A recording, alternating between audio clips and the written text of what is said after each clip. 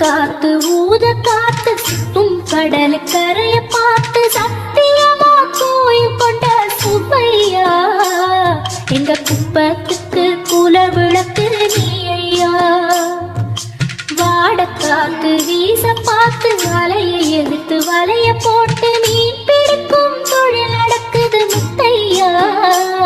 கரை மீண்டு வர காவல் உந்தன் வேலையா.